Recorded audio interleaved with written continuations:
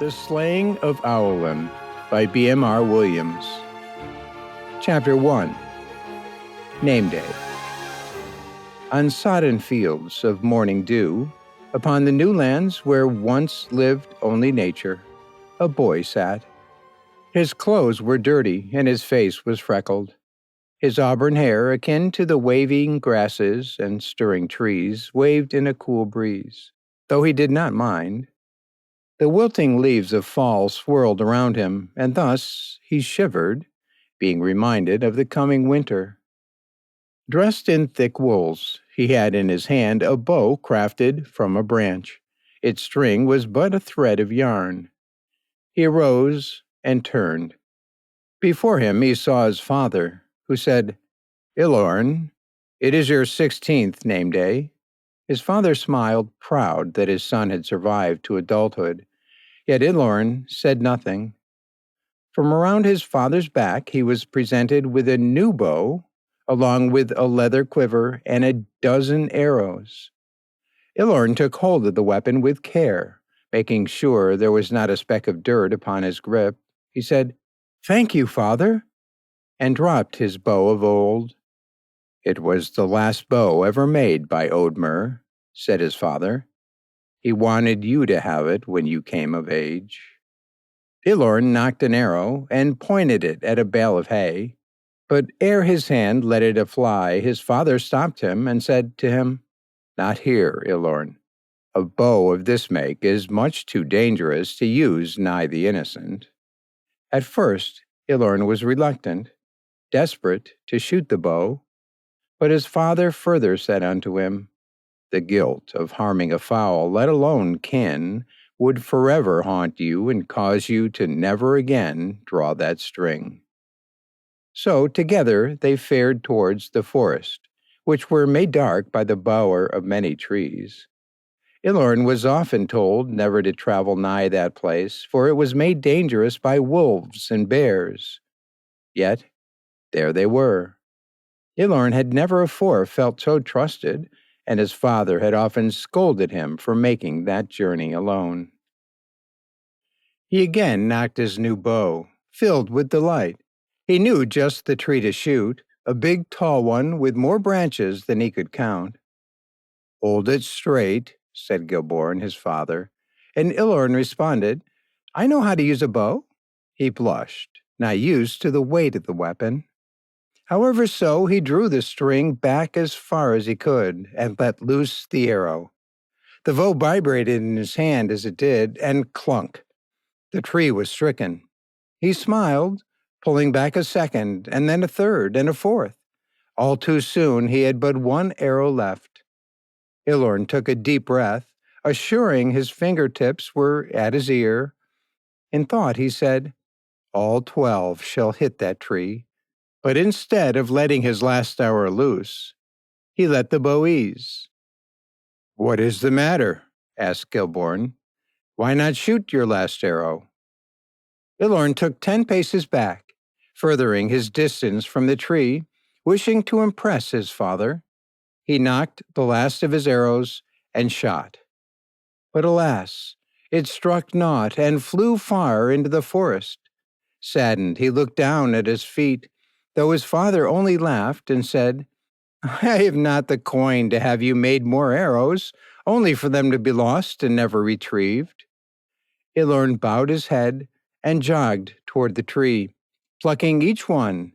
He let them fall into his quiver, which he had at his waist, and advanced into the darkness without fear, until he saw a rather large spider on the ground. It was no longer than his foot, but still it reminded him of the stories his mother used to tell him, tales of the monstrous 8-legged wights that skirted and devoured children wheresoever they could find them. However, he thought, "I am no longer a child," and progressed. Soon his pace slowed. The crunching of leaves nether his boots rang in his ears, and the snapping of twigs made him desire a leave from that place. But nothing startled him more than the rustling of a yonder bush, Wherefore, thereupon, like a war drum, his heart thudded fierce and fast. He drew his bow and pointed it whithersoever he thought harm lay. Again the rustle of bush was heard, though this time he saw which bush it was. "It's only Hart," said he, "it's only Hart." His breath was made heavy by his fear. Suddenly, keeping his new bow steady was not as easy while he was approaching the shrubbery. The bushes again shook, and one step at a time Illorn advanced. Never had he afore held a bow with such a tight grip. Never had his brows sweat with such fervor. He had only ever been in the forest with the company of his father, but he was never allowed to join the hunting party. Quivering, he said unto the veiled weight, "Who is there?" But naught responded. The foliage was too dense to see what could have been hiding beneath it. "No matter what it may be, one shot from my bow and it shall be slain." Therewith he jumped around the shrubbery, eyes closed, and screamed and shot his bow. But nothing. When he opened his eyes, he found only a fat boy, his face stuffed with mushrooms, who was none other than Emilay, a friend of Illorn.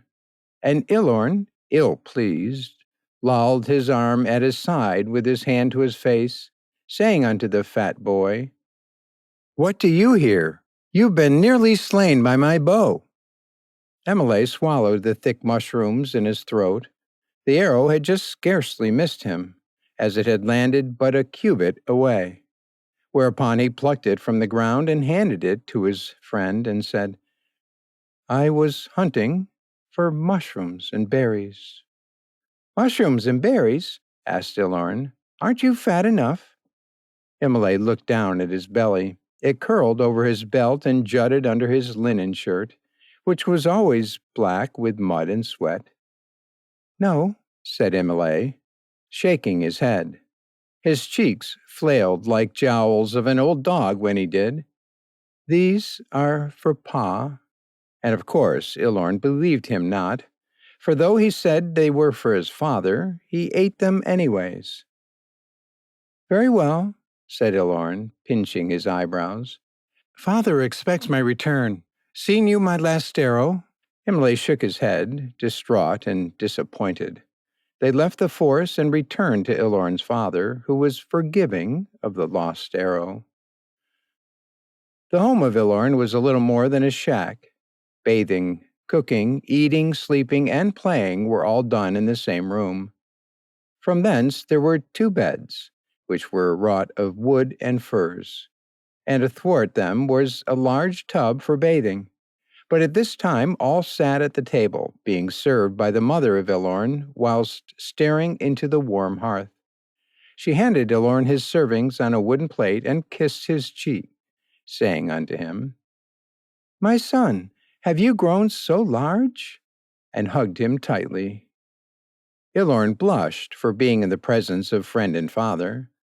"Mother, I am not to be cuddled any longer. I am a man." She backed away. "Aye, and anon to be betrothed to a lovely fair of my choosing."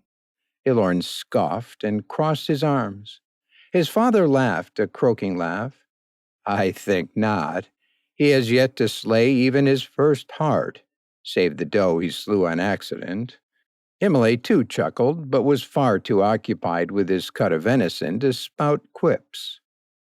Illorn took a bite from his meat, looking distraught.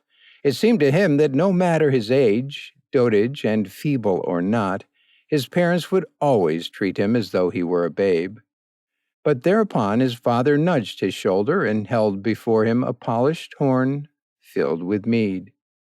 Illorn's mother gasped, "Giborn, no, he is still too young." "He is a man, is he not?" Nevertheless, Illorn took the horn, all the while looking jovial.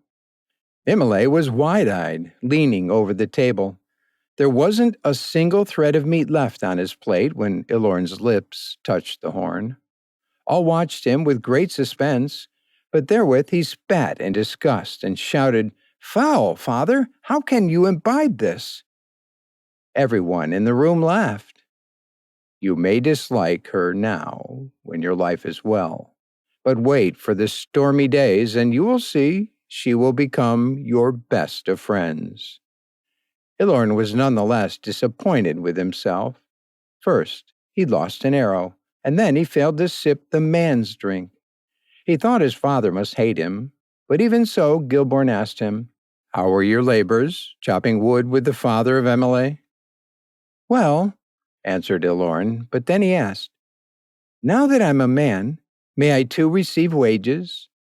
Upon inquiring his father, a candle resting upon the table lost its flame. None responded. As his mother relit it, she asked, "He may have his wages, no?" But still Giborn said nothing for a long while. He coughed, and ere he spoke, he took his horn and drank its full. "Nay," said he, "but father, you said Nay, for you shall no longer be cutting wood." Illorn sat back, confused, though he caught notice of his mother's eyes. She seemed to know the thoughts of her lover. "You shall no longer be cutting wood, for I have erewhile registered you to join the fight against nature." Simultaneously, both Illorn and his mother shot up from their stools, knocking them over whilst babbling and arguing in unison, leaving no clarity in their words. "Silence!" shouted Giborn, and Illorn sat, frightened of his father's voice, though his mother was reluctant and shouted back, "How dast you?" Her lover sat still and cold, feeling no warmth from the fire. "How dast you send him away? He can't. He is my boy." And forthwith she was struck by Giborn's backhand and fell over. Giborn stood with his eyes like ice and bade Emilay to leave.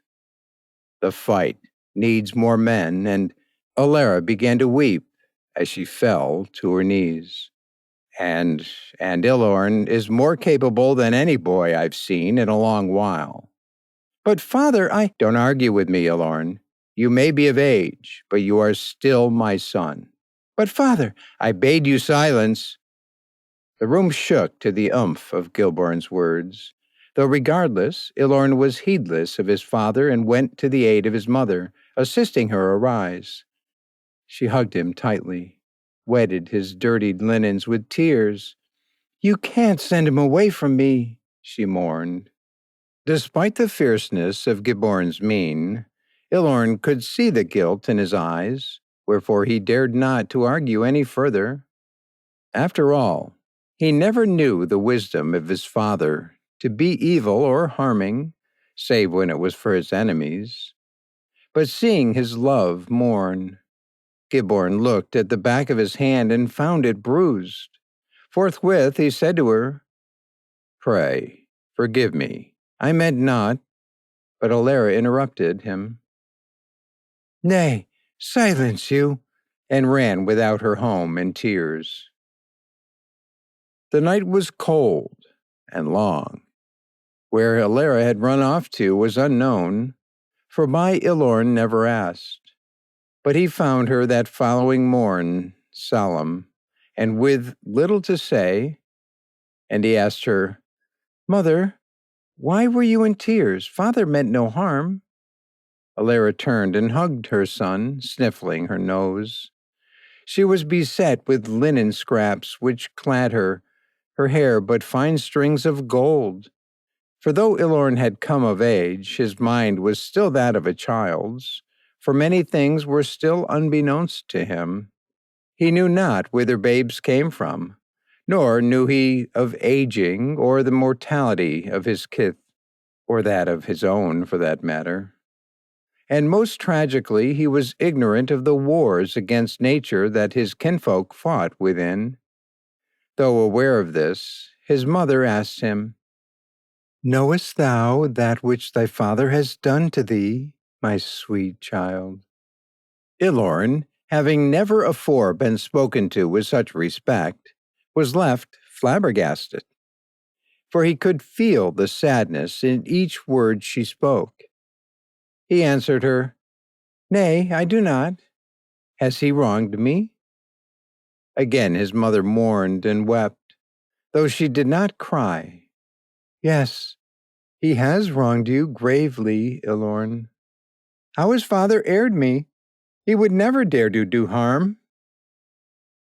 Know you of the owls? She asked. And Illorn shook his head. Know you why your father has been gone for many nights on end? Recall all the times you asked of me whither he was. Illorn nodded, but answered, Nay, I know not of father's labors. They have always been kept secret from me. Thy father is a commander in a great army, Illorn, and he has commissioned you to fight along his side. Though his mother cried, Illorn felt no fear, and he said in thought, This is why father granted me a bow anew. This is why he watched me shoot. He wants me to fight along his side.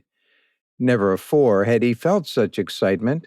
Mother, if this is true, then I must see father and tell him that I wish to be at his side in battle. I forbid it, shouted his mother. All at once his gleeful spirits left him. Disappointment filled his heart. But why, mother, why? How can you forbid me? For you are my child, Illorn. I refuse to wake one morn with you gone. I refuse to sit and fret alone in this world with none to make company. But, mother, what is the matter? I will return as father has. I will be stronger when I do. Alara wiped her tears. Aware of her son's ignorance of death, she bade him to leave, for she had not the heart to tell him of the dangers of war. Illorn, confused his mother's decision to forbid him from fighting, fared to the place of his father. Noon had come, wherefore all were at rest, refreshing and eating dinner ere assuming their labors. His father was none the different when Illorn intruded his office. Had you permission to visit me? He asked, chewing a cut of cheese. Nay, father, I have come to ask me of the fight against nature. Yes, very much so. Mother has forbidden me from faring off into battle. Giborn rose. On his leathers he had the heart signal of the house Arnhart embroidered. Is that so, Illorn? His son nodded. And did she tell you of the work you will be doing in the wars against nature? Illorn again nodded. I want to fight, father. I wish to be at your side in battle. I want nothing more, said Illorn. And his father smiled and said, Your mother has every right to worry for you. But let us not forget, you are a man grown, and therefore she cannot supersede your decisions. If you wish to fight, then you may fight. Illorn hugged him with great love. I thank you, father, said Illorn, though Giborn then frowned. Son, truly, do you know of what it is you will be doing? No man aware of the horrors would be so eager. I care not for the horrors. My love for this place withers. I want to explore and see the world. I wish to adventure like Fifnir, the fearless, and Neldor, the unyielding. I desire use of my bow in battle, and to swing a sword rather than an axe. Pray, father, let me attend. A bird from without flew within Giborn's quarters and chirped a single note of song ere stealing a crumb of bread.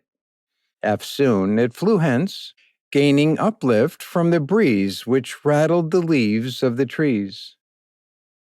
My son, answered Giborn, hugging Illorn, if thy troth be true, then fight thou may. Never have I been so proud of thee. For a while they stood.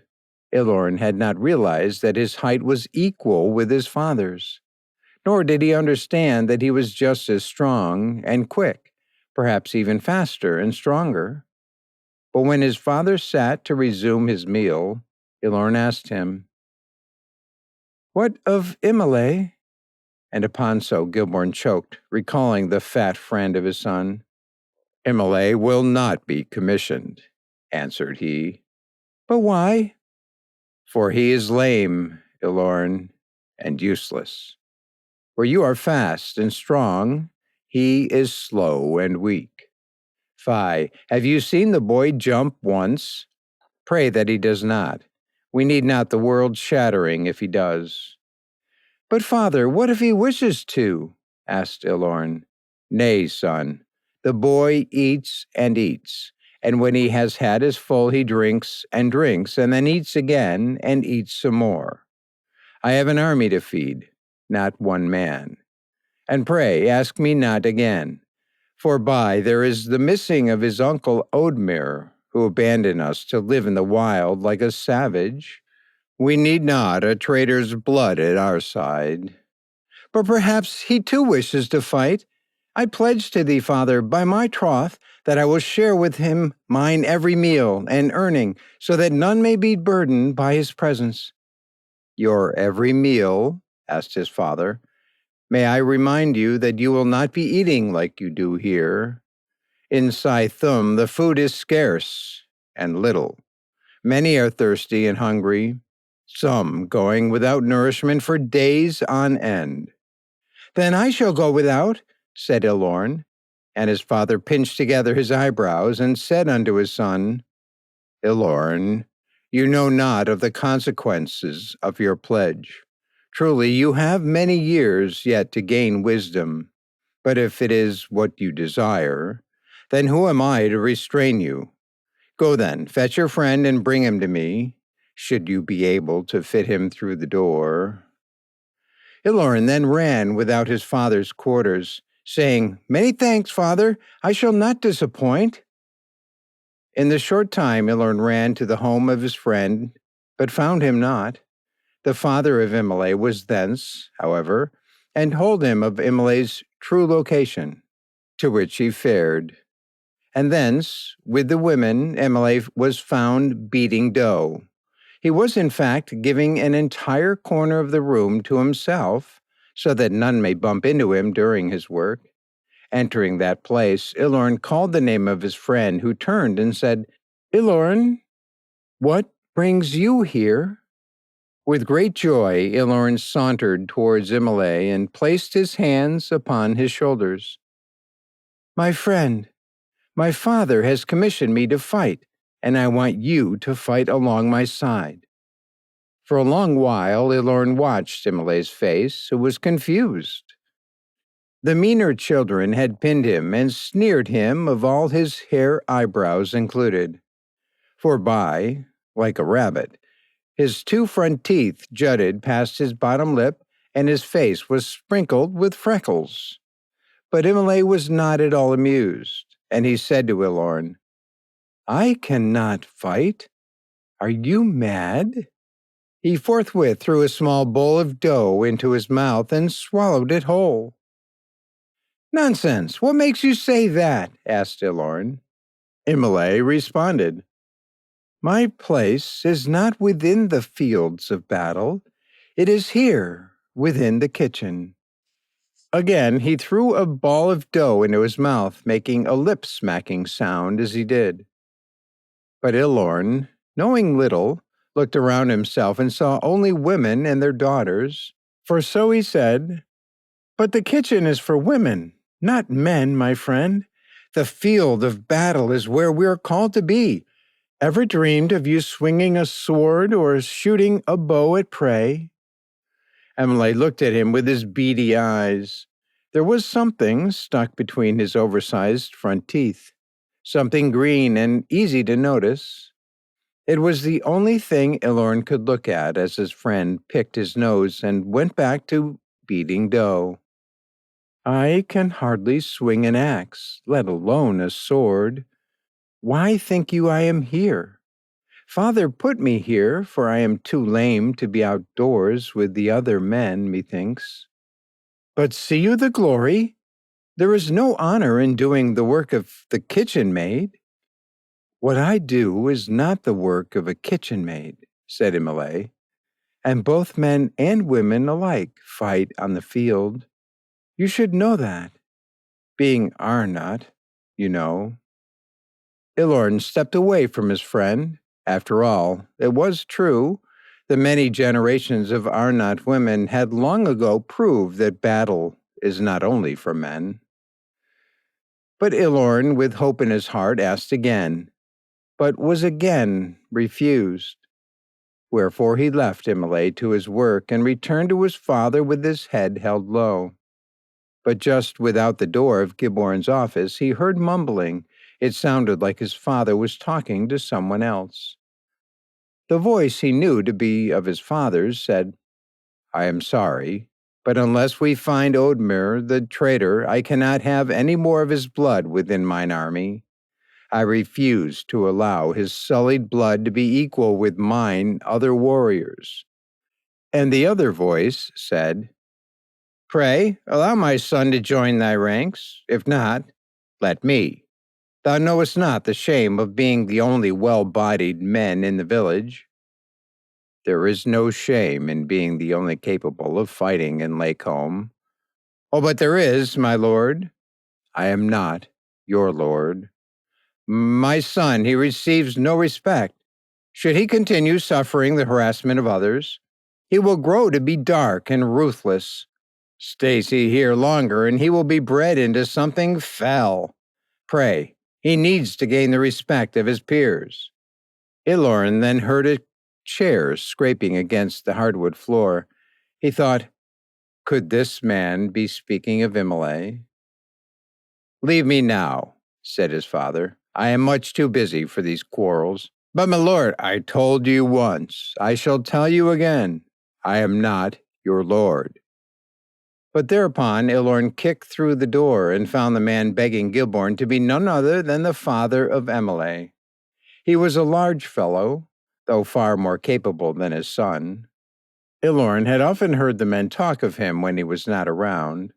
They often questioned how much gold he spent to have been given a son. Because of this, Illorn always assumed Emilay had been purchased from a babe merchant. Giborn's thick eyebrows looked like meaty worms in the candlelight. They squirmed together as his son shouted, Emilay agreed to fight. This was, of course, a lie, and by the look of his father's face, he knew it to have failed. Has he truly? Asked the father of Emilay. My boy wishes to be a soldier of the war? He crawled towards Illorn on his knees, and Illorn went red in the face. He meant not to spout follies, for he was often clouted for doing so before his father. He therefore muttered the words, Truly he has. Awaiting his father's reply, he dared not make eye contact. All was still for a while, when his father said, If this is true, then where is he, Illorn? Had I not asked you to bring him to me? He was busy, father, with his labors.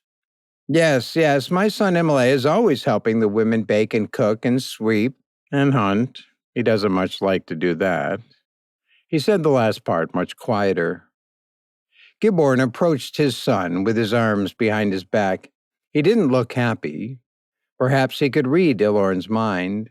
It certainly seemed like so. Very well, Illorn. I trust you. But because I need Emilay to comply, I will be asking him myself to assure myself that he truly wishes to fight. I need no weaklings at my side. Illorn went pale. He could feel the ends of his fingers tingle, for he knew that he was in trouble. His father always hated a liar.